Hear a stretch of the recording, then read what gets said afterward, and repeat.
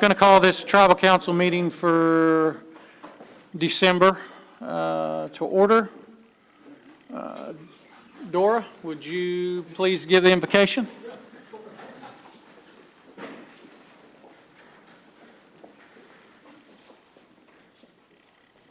Gracious and Heavenly Father, we thank you for this day, and we thank you, Father, for your Son, Jesus Christ, who is the reason for this season. Father, I just thank you and ask that you guide us and help us as we go through our meeting this evening. And Father, I just want to pray for the Barker Harold family, for the loss of Diane, and lift them up and ask that you comfort them. And I would also like to lift up the people of Kentucky and the surrounding areas there, for they have suffered a great loss. And I just want you to know, Father, that we think of them and we feel for them very much. For it's in Jesus' name, amen. Well, as you heard, we lost a friend here recently, Diane Barker Harold. And if you would, just rise. Let's give her a moment of silence. And also, all the victims of the tornado of those 4 states, that it's just been horrible. So if you'd bow your head.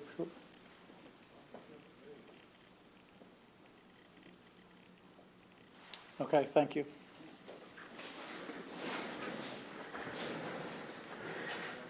All right, Shelley, do roll call, please. Yes, sir. Keith Austin. Here. Danny Callison. Here. Julia Coates. Here. Sean Crittenden. Here. Joe Deere. Here. Mike Dobbins. Here. Rex Jordan. Here. Johnny Kidwell. Here. Daryl Legg. Here. Wes Snowfire. Here. Dora Petzkowski. Here. Joshua Sam. Here. Mike Shambaugh. Here. Melvina Shotpouch. E.O. Smith. Here. Condessa Teehee. Victoria Vasquez.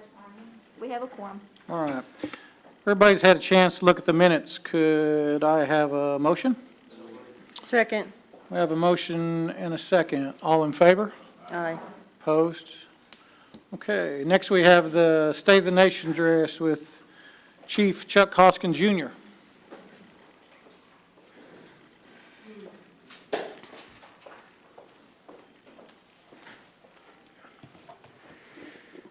OCO Council members, Mr. Speaker, I appreciate the opportunity to present before the Council of the Cherokee Nation for your regular meeting. Much has happened since our last visit, not the least of which was a visit by the First Lady of the United States, Dr. Jill Biden, and the Secretary of the Interior, Deb Haaland. It was an important visit because the subject was something near and dear to the hearts of every member of this Council, certainly me and the Deputy Chief and my entire administration, which is language revitalization. And that visit was important, certainly from a symbolic standpoint. It raised the profile of an important part of our language program, the immersion program, which is a successful program, so successful that, as you know, Mr. Speaker, we're expanding to a second immersion school in Adair County beginning next semester. But the substance behind that kind of meeting is even more important, and the First Lady announced that there is legislation before Congress that will include $220 million for saving native languages. And so if Congress will take action on that, we know those dollars will flow to the Cherokee Nation and other tribes that are undertaking the same very important effort. So that was, I think, a great moment for the Cherokee Nation. What comes after that moment, though, is so much more important. But we have the best in the business in terms of language preservation staff, and they're working hard every day, and I know that they have the support of each and every member of this council. We recently opened the Cherokee National Research Center, which is a major milestone in an effort that this council undertook along with myself and the Deputy Chief, which was the Cherokee Heritage Center Act of 2020. Ultimately, of course, we want a reimagined, a new, a state-of-the-art, a world-class heritage center, and we will work towards that. This is a great interim step, though, because our artifacts, our archives, some 11,000 records and artifacts are now in a very safe environment, environmentally controlled, protected from tornadoes, protected from fire, and also accessible to our citizens, including genealogical research. And so when you get an opportunity to visit that facility, I think you'll enjoy it. I think our citizens will enjoy accessing that facility. In the years to come, it will be the interim home of something very important, which is the archives that had been held at the Heritage Center. Recently, we announced that every household, every Cherokee household would receive a Cherokee Phoenix. Many of our citizens access the Phoenix online, but getting that hard copy is something that our citizens also enjoy, and particularly some of our citizens just would rather get the newspaper. And so this will provide that information. Significantly, the Cherokee Phoenix does a lot to help spread the message that we need our citizens to understand about public health in the midst of a pandemic. And so that information in the hands of our citizens, both here and across the country, is important. Citizens don't need to do anything, Mr. Speaker. The newspaper will just start coming to them. In fact, I believe that started this month. The Domestic Violence Task Force, which included a member of this council, Councilor Teehee, concluded its work, has issued a report, and I appreciate the work of the council. I believe this evening you'll be considering some legislation addressing domestic violence. That is a subject that should get our attention and does get our attention month in and month out. We appreciate the leadership of the council on that subject. We recently honored Tarot certified contractors, some of the awards that we give out every year. Mr. Speaker, I long for the time when we can get back together and have the annual Tarot Awards banquet, but it was still nice to be able to recognize some of these companies and to consider that over 700 businesses are Tarot certified. That's a lot of money that stays within the tribal economy, and as we spend more dollars on things like construction and goods and services, I know that we all understand it's important that we keep those dollars in our tribal economy. Michael Lynn announced something that's near and dear to my heart because I once served on this council and I know how important the council roads program is. So the opportunity to inject more dollars into the program, which I consider the most successful infrastructure program around, is, I think, important. And I know this council will make a big difference in communities with those dollars, and I look forward to seeing the projects that come out of that. This evening, Mr. Speaker, among the important pieces of legislation that you'll consider is the resolution supporting the health capital projects that we are undertaking, a number of important projects, not the least of which is a new hospital here on our health campus and a replacement of the Salina Clinic. We know that we've got more work to do across our health system in terms of infrastructure, but those are two very important pieces, and I appreciate the support of the council on those projects. The news of the day, of course, is the Hunting and Fishing Compact, and I know this council has been briefed by the Secretary of Natural Resources. I know we sent some information out concerning our position on this subject. But, Mr. Speaker, it bears repeating that Governor Stitt's abandonment of the Hunting and Fishing Compact is costing the state of Oklahoma millions of dollars. It makes no sense whatsoever for Governor Stitt to do what he's done, except it's par for the course. I mean, this is a governor that attacked the tribes with respect to the gaming compacts. He attacked us and he lost. This is a governor who is attacking the reservations by asking the Supreme Court to essentially destroy the reservation. He's waging that fight. It's a fight that I believe he'll lose. And now he's waging, frankly, an absurd fight with the tribes on a subject that all Oklahomans really ought to agree on, which is how can we best manage our natural resources when it comes to hunting and fishing? How can we best make that accessible to all of us? How can we make sure we respect the rights of tribal nations and also work together with the state of Oklahoma? That process worked well, Mr. Speaker. Over the life of the compact, the state of Oklahoma realized $32 million just from federal dollars. And with the Choctaw Compact, which has also met its demise, the state of Oklahoma realized $6 million. Those dollars were going to continue into the future. But the governor has made his decision, and we're making ours, which is that we are going to move forward asserting the same rights we had before there was a United States, the same rights we had long before there was a state of Oklahoma, the same rights we had when we entered into the compact in 2015 that began being effective in 2016. That is our rights to hunt and fish. We will exercise those rights, Mr. Speaker. We'll exercise them responsibly. We'll need the help of the council. Of course, the council has already done so much to pave the way for this day because there is a hunting and fishing code in place that means we are able to, on January 1st, effectively and responsibly regulate hunting and fishing to make sure our citizens have access to that part of their rights. Now, doesn't mean that this path we're going down will be easy, Mr. Speaker, but we're accustomed to doing things that are challenges here at the Cherokee Nation, and we're accustomed to taking on those challenges, meeting those challenges, and succeeding. And we'll do the same on hunting and fishing. With that, Mr. Speaker, that is my State of the Nation for this month. What up? Thank you, sir. All right, unfinished business, none pending. Under committee reports, monthly reports, our Cherokee Nation Business CEO, Chuck Garrett. Are you there, sir? Yes, sir. Good evening, Mr. Speaker. It's very Hello, nice Chuck. to be with you and the rest of the council this evening. Appreciate the opportunity. Wanted to start with our financial performance for our business units in the packages that you all had previously received. You can see that we have been off to a great start for FY22. Of course, October being the first month in our fiscal year.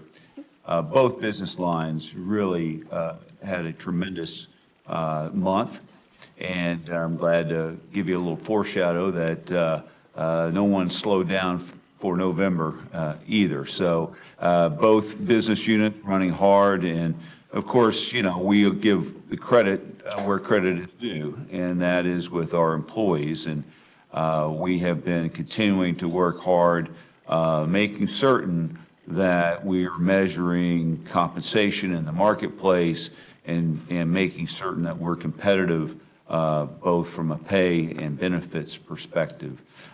We recently had open enrollment in our benefits programs, and I can assure each of you that there is no company, there is no tribal business that compares to the benefits that are offered our employees at prices that just can't be matched.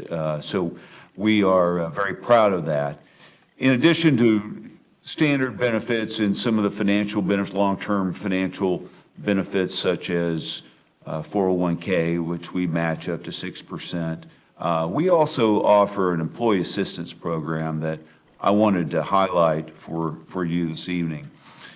You know, this is a crazy time of year and it's full of joy, but it's also full of stress. And it can be overwhelming for certain families and certain individuals. And we have an employee assistance program that is available to not only employees, but their family members that might need some counseling, someone to talk to about some challenges that they're facing, whether it's depression or an addiction issue or some financial pressures, for example. And we have that service available with widely publicized phone number for our employees to take advantage of. And of course, it's one of those things you hope is not needed, but the reality is it's a service that can be very helpful for those in need. As the chief mentioned, we were very proud to participate in the Cherokee Nation Research Center's opening last week. It's a really great facility. As chief mentioned, you know, it's safe for the valuable and invaluable documents, artifacts that we have stored there. Something that will be of great value to all Cherokee citizens until the Cherokee Nation Heritage Center is reestablished. So we're excited to be a part of that. Chief also mentioned the taro vendors. And of course, they are a very important part of our business as well. We look for every opportunity to do business with them. And regardless of trade, we have a wide variety of vendors that are really exceptional, and we appreciate them. And I do want to second that emotion because it's really it's a group that serves us very, very well. Lastly, I just wanted to give a shout out to, again, to our employees who continue to amaze me and impress all of us with their generosity and commitment to helping communities and helping children. This time of year, we collected over $20,000. These are $20,000 of their own money that they have contributed to assist children across the reservation. I believe over 2,800 children will be assisted through their efforts, and it's really gratifying to see folks come together for a common cause like that, and we're really grateful for their generosity. So, Mr. Speaker, happy to provide any, answer any questions or provide any further commentary. Well, thank you for your report, sir. In lieu of our CEO not coming tomorrow morning, we're going to open it up for any questions if anybody has any questions for our CEO. Candace? Thank you for joining us this evening, Mr. Garrett. My question is in regards to Resolution number 3617, which is a resolution for the Council of the Cherokee Nation to request a confidential report monthly of all charitable donations and surplus equipment of all subsidiaries in the Cherokee Nation. Pursuant to this resolution, it says that council shall be given advance notice for any transaction exceeding $50,000, and that is including charitable donations. In the October 2021 report, I see there is a charitable donation exceeding $50,000, of which the council was not notified. So my question is about where that notification was. Well, thank you, Counselor, for the question. I am not certain which contribution you're referring to. Generally speaking, the report that would outline all of the contributions for the month would be in your E&F packet. If there's a contribution that exceeds, as you said, $50,000, that would warrant an advance warning or advance notice. And so I will happily dig into that and understand better exactly who the payee was and why there was a breakdown in that communication. Yeah, I would be more specific about that, who that payee was, but it does say on the first page of the report it's confidential. I can definitely send that information in an email. But, with this resolution being enacted in 2017, we're 4 years past that. So this feels like a pretty large oversight to me. And, we are looking at a fairly significant piece of legislation on the docket tomorrow for rules. And so that is part of the reason why I'm asking this question, because, I definitely want to see, I definitely want to see the legislative power of our tribal council respected by Cherokee Nation businesses with that advance notice. Well, I can assure you, and I couldn't agree more, and I can assure you that I and my colleagues will get to the bottom of that. If I can have an email correspondence with you this evening, by the time we go to bed tonight, you'll have an answer. And that I can also assure you was, if there was no notice, and I assume that that's correct based on your comment, I can assure you that would have been some administrative oversight, which I'm not making excuses. We'll get to the bottom of it, though, and you'll have an answer before you go to bed tonight. Well, I appreciate your attention to this matter. I appreciate your diligence and all of the hard work that's being done by Cherokee Nation businesses as a whole. I don't ask these questions to be problematic. I ask them because, we are looking at a matter of law. And hopefully, as we move forward, that, if there's just kind of a, whether it's an administrative oversight or whether there's a gap in communication that's happened somewhere else along the line, as we move forward, this is something that we can work on fixing together. I couldn't agree more. Thank you for that, though. All right, thank you. That concludes my questions. I appreciate the time, Speaker. Wes? Mr. Garrett, just to follow up with that, I'm looking at a Channel 6 news article that was produced on January, just give you the date, January 11th, 2012. It states that Cherokee Nation is now withdrawing a $150,000 contribution to Republican Attorney General's Association. That, again, is overseeing the balance of notification of what we're supposed to have as a council. In the article, it actually did say that the Cherokee Nation CMB policy and procedures to notify the Cherokee Nation and CMB leadership of any political giving of $10,000 or more pursuant to this policy, and those parties were notified on October 23rd, 2020. Now, I did send a GRA request for all donations and contributions given from CMB out, and not once was this listed in there, nor was any notification given to the council. So once again, as Councilor Teehee has said, I don't know if these are just continuation of oversight and not the due diligence of CMB not getting us the proper notification that the law says that that the business is required to give us. And so, since we are having a significant request tomorrow, and I think that something to ask is, since you're not going to be there, who's going to be representing CMB as we discuss that policy tomorrow? Oh, I'm available for that conversation, absolutely. So you'll be online for that tomorrow? Yes, sir, Okay, absolutely. perfect. And then, so as you're looking into that, try to dig out, find out about that $150,000 contribution, why we weren't made aware of that as a council. Also, why my GRA request isn't showing it, because it should have been in there. I don't know if that's the Attorney General not getting the proper information from you, where that lack of information, I mean, it's obviously there, but it's not getting sent to us.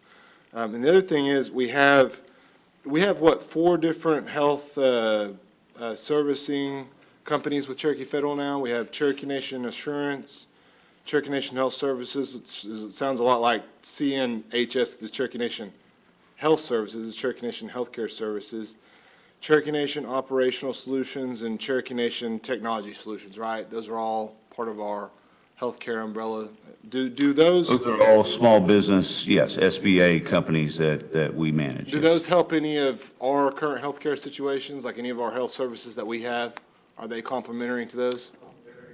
These are entities designed to enter into contracts with the federal government to address issues and problems that they are having, that they're hiring entities to help solve their problems. These are not designed to overlap or to work with the Cherokee Nation Health Services. Okay. Do they provide any services to Cherokee Nation Health Services? Not to my knowledge. Okay. All right. Appreciate it. Appreciate it, Sheriff. Or Speaker. Anybody else? Sir, we appreciate your report. Continue that good work, and we'll see you tomorrow. Okay, look forward to it. Thank you very much. I appreciate it. Thank you, sir. Okay, again, old business, none pending. New business, Councilman Sams? Yes, I'd like to make an amendment to the agenda to include the item from the Resource Committee, item number 10, and I'll put that in form of a motion.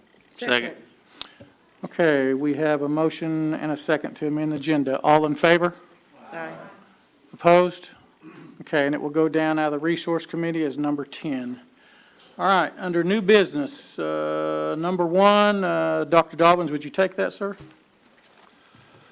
It's a resolution authorizing application to the Oklahoma Department of Transportation for the 2021 FTA Coronavirus Response and Relief Supplemental Appropriations Act, CRRSA program.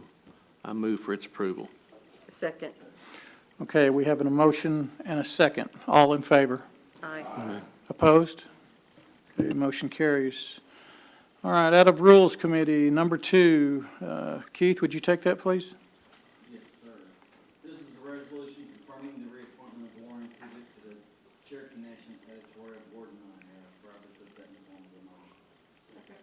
All right, we have a motion and a second. All in favor? Aye. Opposed? All right, and I believe Lauren is here. Is she here today? All right, come on up. We want to meet you.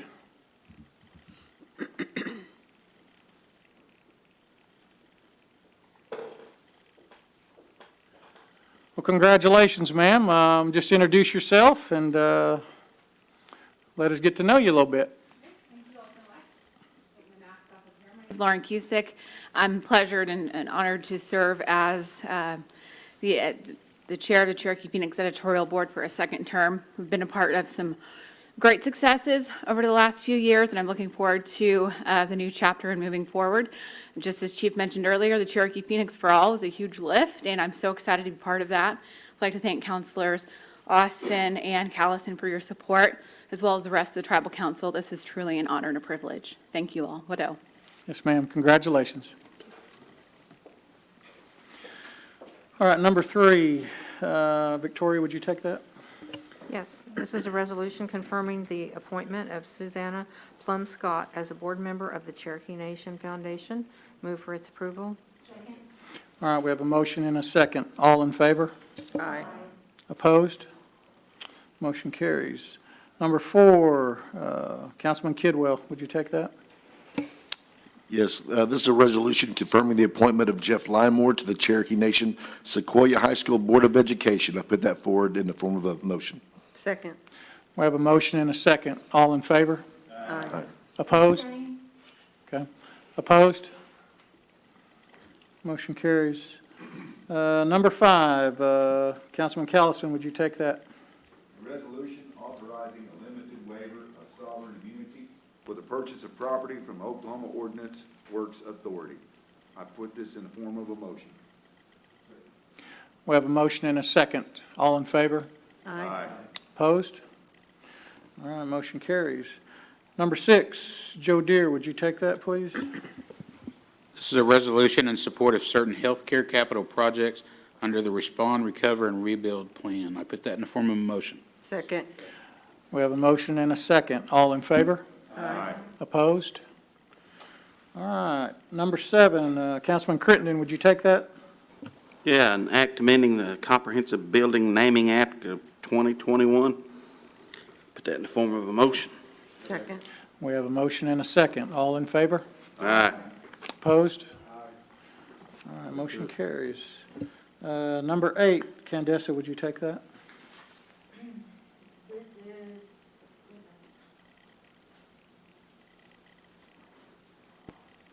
the Cherokee Nation Domestic Violence Prevention Act, and I put that forward in the form of a motion. We have a motion and a second. All in favor? Aye. Opposed? Motion carries. Number 9, Keith, would you take that, sir? Yes, this is an act amending Legislative Act 4421, authorizing the comprehensive operating budget for fiscal year 2022, Mod 2, and declaring an emergency. I put that in the form of a motion. We have a motion and a second. All in favor? Aye. All opposed? Okay, number 10, Councilman Sam, would you take that, please? Yes, this is a resolution authorizing Cherokee Nation to lease tribal trust land to Dahlonega School, Independent School District Number 29. And I put that in the form of a motion. All right, we have a motion and a second. All in favor? Aye. Opposed? All right, motion carries. Okay, is there any announcements? Anybody have any? Condessa? I would like to offer my condolences to the family of Mr. Douglas Pickard, a proud Cherokee elder who recently passed away. I want to offer, condolences and support to his family left behind. They are a wonderful Cherokee family, and he will be greatly missed. Okay, does anybody else have any announcements?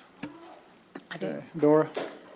The Smithsonian had a kind of a contest for the museums here in the state of Oklahoma. You had to apply for it.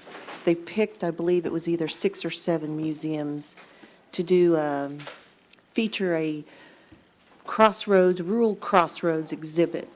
And the museum in Nowata was selected. And the Smithsonian will be there this Saturday. They'll have a ribbon cutting and some festivities and whatnot. So that was kind of impressive, I thought, for Nowata. But I just wanted to share that. Well, good deal. That is impressive. Anybody else? Keith? Yeah, I'd like to lift up the memory of a Cherokee Nation health employee in Rogers County who passed in the last few weeks, Cheryl Airy. Thanks, sir. Anybody else? Okay, I'd also like to honor two Cherokee citizens that passed from our county, or mine in Malvinas County, Anita Sharp and Ivan Barnes. Malvina? Also, we lost another speaker, Joe Jones, That's right. and we honor him too. Okay, is there anybody else? Okay, our next tribal council meeting will be held on Monday, January 10th at 5 p.m. at the tribal headquarters. Do I have a motion for adjournment? All right, motion and a second. We're adjourned.